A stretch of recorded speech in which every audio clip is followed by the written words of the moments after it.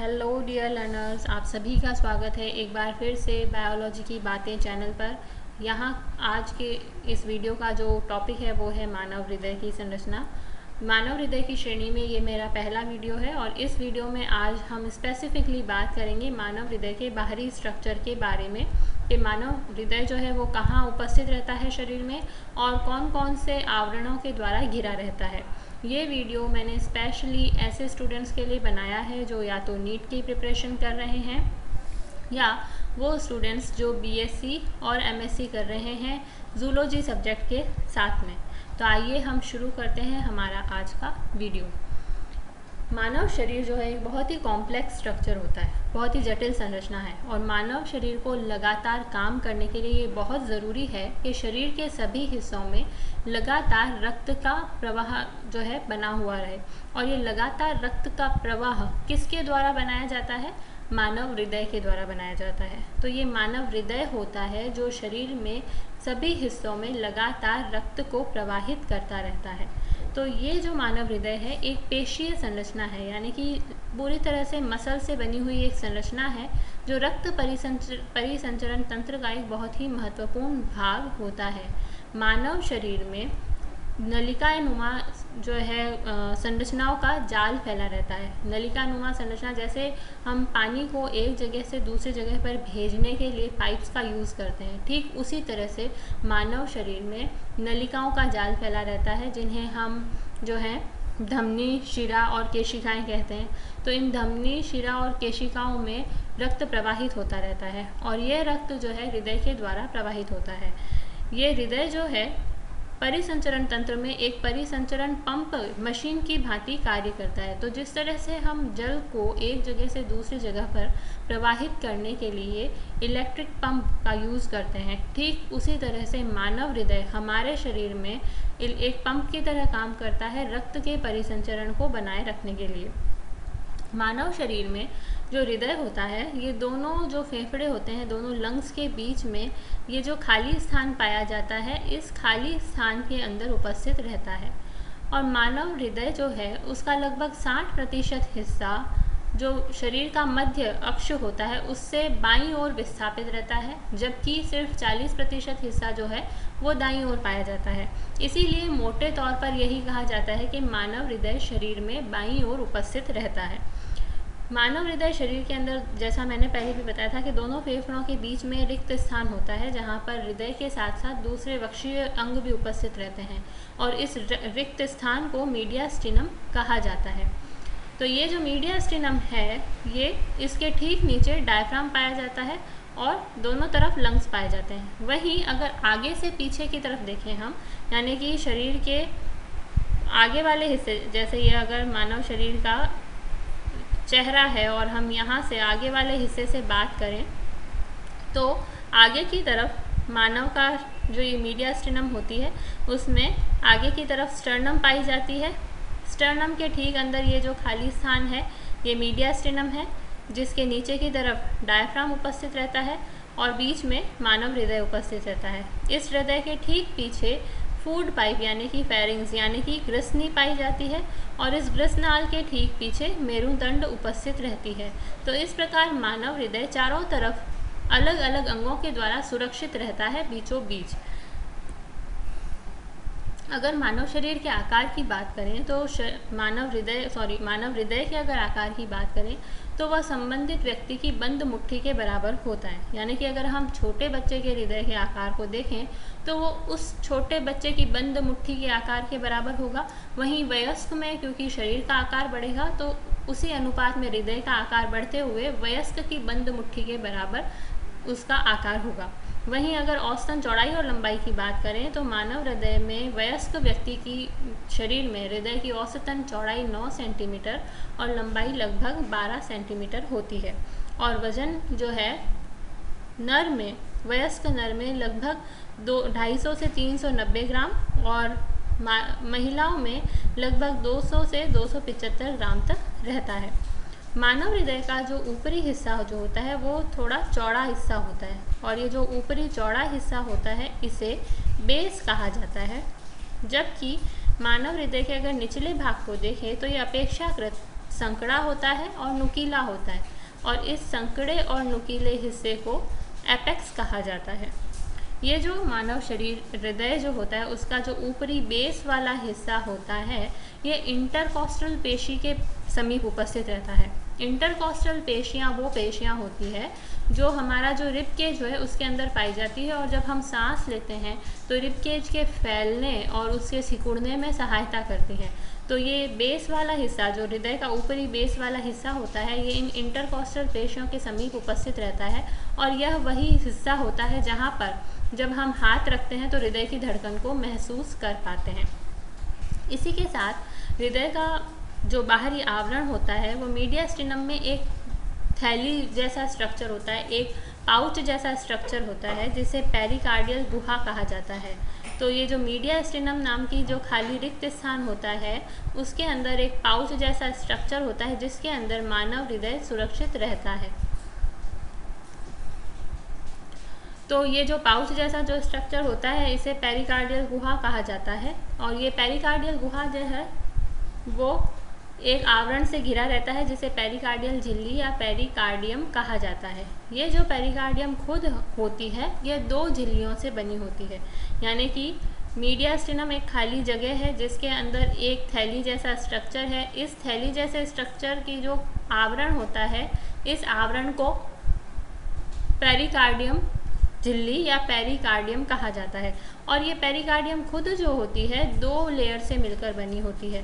जो बाहरी लेयर होती है उसे फाइब्रस पेरिकार्डियम या पेराइटल लेयर कहा जाता है, और जो आंतरिक लेयर होती है उसे सीरस पेरिकार्डियम कहा जाता है।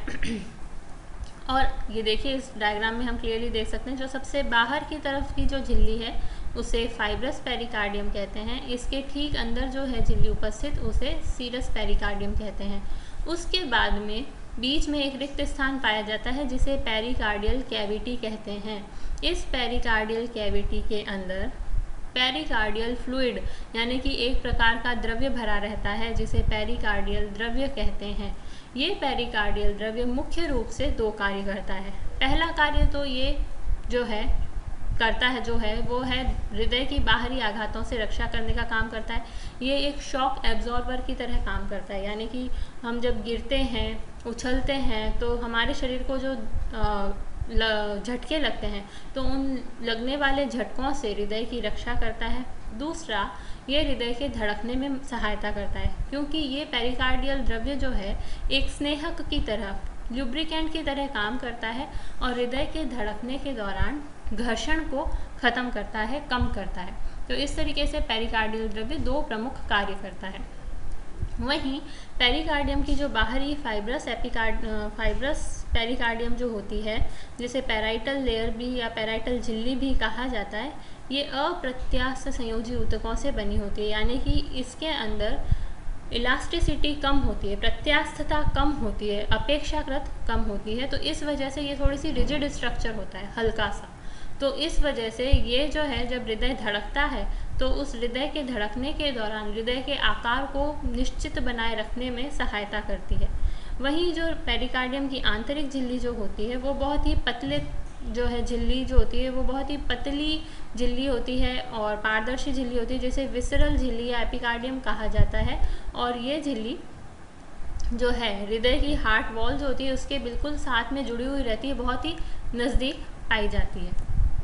इसके बाद में हम बात करते हैं हार्ट वॉल्स की, यानी कि हृदय की भित्तियों की।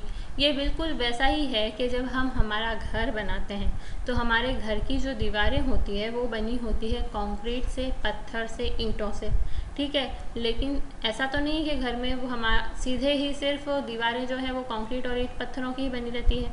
हम उस दीवार के ऊपर कलर करवाते हैं, डिस्टेम्पर करवाते हैं। क्यों? क्योंकि डिस्टेम्पर जो है दीवारों की रक्षा करता है, पानी से, बाहरी जो पॉल्यूशन होता है उससे हर तरह से रक्षा करता है। तो ठीक उसी तरीके से जो मानव हृदय होता है वो तो मुख्य रूप से इन 3 भित्तियों से मिलकर बना होता है, और जो पेरिकार्डियम होता है वो एक तरह से सुरक्षात्मक आवरण होता है हृदय के बिल्कुल बाहर, जो कि हृदय की रक्षा करता है। तो पेरिकार्डियम एक तरह से दीवारों पे लगने वाला डिस्टेम्पर हो गया, और हृदय भित्ति जो है वो हमारे घर की दीवारें हो गई जो ईंट, पत्थर और सीमेंट से बनी हुई है। तो मानव हृदय की जो ये भित्ति होती है ये मुख्य रूप से 3 लेयर से बनी होती है। सबसे बाहर की तरफ एपिकार्डियम, बीच में मायोकार्डियम और सबसे अंदर की तरफ एंडोकार्डियम उपस्थित रहती है। अब हम एक एक के बारे में बात करते हैं। तो जो सबसे बाहरी परत जो है वो कहलाती है एपिकार्डियम। अब कई सारी किताबों में इस एपिकार्डियम को जो है पेरिकार्डियम का ही हिस्सा कहा गया है, तो आपको कंफ्यूज होने की बिल्कुल भी ज़रूरत नहीं है। अगर आप अब जो भी किताब आप पढ़ रहे हैं उसमें अगर एपिकार्डियम को पेरिकार्डियम का हिस्सा कहा गया है तो भी ठीक है। मैंने अपना ये वीडियो NCERT की बुक्स को ध्यान में रखकर और उन्हीं से टॉपिक ये लिया है, तो इस वजह से जैसा उस किताब में दे रखा था मैंने इसे उसी तरीके से लिया है। तो आप अगर कोई और किताब रेफ़र करना चाहते हैं तो आप डेफिनेटली कर सकते हैं। तो हृदय भित्ति की जो सबसे बाहरी परत होती है ये एपिकार्डियम कहलाती है, जो कि पेरिकार्डियम के बहुत समीप पाई जाती है। यानी कि पेरिकार्डियम की जो आंतरिक झिल्ली होती है और हृदय की ये जो सबसे बाहरी झिल्ली एपिकार्डियम है ये बहुत ही आपस में बहुत नज़दीक उपस्थित रहती है। और यहाँ मैंने ये लाल कलर के स्ट्रक्चर से ये जो है सबसे बाहरी स्ट्रक्चर एपिकार्डियम को दर्शाया है। ये जो झिल्ली होती है ये बहुत ही पतली और पारदर्शी परत होती है और बहुत ही कोमल संयोजी ऊतकों से मिलकर बनी होती है। उसके बाद में आती है मध्य परत। तो हृदय की जो एपिकार्डियम के ठीक अंदर जो लेयर उपस्थित होती है उसे कहा जाता है मायोकार्डियम।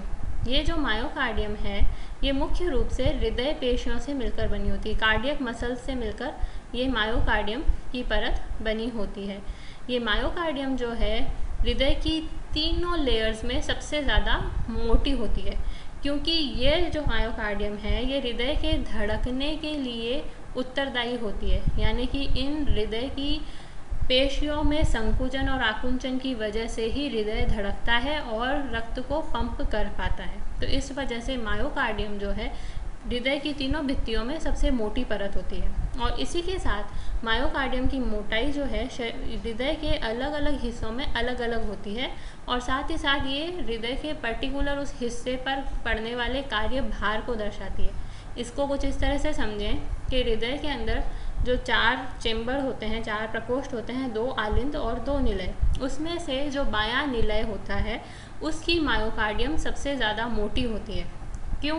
क्योंकि बाएं निलय को रक्त पूरे शरीर में प्रवाहित करना होता है और रक्त पूरे शरीर में प्रवाहित करने के लिए बहुत ही तेज़ी से पंप करना पड़ता है। यानी कि बाएं निलय पर पड़ने वाला कार्यभार सबसे ज़्यादा है, इसी वजह से वहाँ की मायोकार्डियम मोटी होती है। जबकि जो दायां निलय होता है हृदय का उसकी मायोकार्डियम सबसे पतली होती है, क्योंकि दाएं निलय को रक्त सिर्फ फेफड़ों तक पहुंचाना है। तो रक्त को फेफड़ों तक पहुंचाने के लिए बहुत ज़्यादा कार्यभार की ज़रूरत नहीं होती है, बहुत ज़्यादा तेज़ी से धड़कने की ज़रूरत नहीं होती है। इस वजह से वहाँ की मायोकार्डियम पतली होती है। तो इस तरीके से मायोकार्डियम जो है हृदय के धड़कने के लिए उत्तरदायी है और इसकी मोटाई हृदय के अलग अलग हिस्सों में अलग अलग है। हृदय का वो हिस्सा जो ज़्यादा काम कर रहा है वहाँ पर मायोकार्डियम की मोटाई मोटी होती है और वो हिस्सा जो बनिस्बत थोड़ा सा कम काम कर रहा है वहाँ की मायोकार्डियम अपेक्षाकृत पतली होती है। उसके बाद में हृदय की सबसे आंतरिक झिल्ली आती है जिसे कहा जाता है एंडोकार्डियम। ये देखिए यहाँ पर ये जो सबसे पतली झिल्ली है इसे एंडोकार्डियम कहा जाता है। ये अंतःकला से उपकला से बनी हुई होती है और अंतःकला के जो बहुत ही पतले संयोजी ऊतक होते हैं उन्हें घेरे रहती है। इसी के साथ में ये हृदय के जो आंतरिक प्रकोष्ठ होते हैं यानी कि आलिंद और निलय जो होते हैं उनको और हृदय के जो कपाट होते हैं, जो आलिंद और निलय के बीच में उपस्थित जितने भी कपाट होते हैं उन सबको चिकना भी बनाए रखती है और उन सबको घेरे भी रहती है। तो इस तरीके से आज के वीडियो में हमने बात की थी हृदय के बाहरी स्ट्रक्चर में। तो जैसा इस डायग्राम में बिल्कुल साफ साफ दिख रहा है, हृदय की जो सबसे बाहरी एक सुरक्षात्मक आवरण होता है उसे पेरिकार्डियम कहते हैं। ये पेरिकार्डियम खुद 2 परतों से मिलकर बना होता है। जो सबसे बाहरी परत होती है उसे फाइब्रस पेरिकार्डियम या पेराइटल लेयर कहा जाता है। उसके ठीक अंदर सीरस पेरिकार्डियम उपस्थित रहती है। उसके बाद में एक रिक्त स्थान पाया जाता है जिसे पेरिकार्डियल कैविटी कहा जाता है। ये पेरिकार्डियल कैविटी जो है एक तरह के द्रव्य से भरी रहती है। ये द्रव्य पेरिकार्डियल द्रव्य कहा जाता है जो हृदय की बाहरी आघातों से रक्षा करता है और साथ ही साथ हृदय के धड़कने के दौरान घर्षण को कम करता है, एक स्नेहक की तरह से काम करता है। उसके बाद में हृदय की खुद की भित्ति शुरू होती है, जिसमें सबसे बाहर की तरफ उपस्थित रहती है एपिकार्डियम। ये देखिए, ये वाली जो परत है ये एपिकार्डियम है। उसके बाद में हृदय की दूसरी परत पाई जाती है, ये सबसे मोटी परत, जिसे मायोकार्डियम कहा जाता है, जो हृदय पेशियों से बनी होती है और हृदय के धड़कने के लिए उत्तरदायी रहती है। और सबसे आंतरिक और सबसे पतली जो परत होती है उसे एंडोकार्डियम कहा जाता है, जो हृदय की आंतरिक संरचनाओं को चिकना बनाए रखती है और साथ ही साथ आंतरिक संरचनाओं को घेरे रहती है। तो होपफुली आप सभी को ये वीडियो पसंद आया होगा। अगर आपको ये वीडियो अच्छा लगा हो तो इसे लाइक, शेयर और सब्सक्राइब करना ना भूलें। बेल आइकन को ज़रूर दबाएं ताकि इस चैनल पर आने वाले आगे वाले जितने भी वीडियोस हों उनसे आप अपडेटेड रहें। होपफुली आप सबकी पढ़ाई अच्छी चल रही होगी, ज़ोरों शोरों से चल रही होगी। तो अपने एटीट्यूड को पॉजिटिव बनाए रखते हुए अपनी पढ़ाई को जारी रखें। Thank you. Best of luck.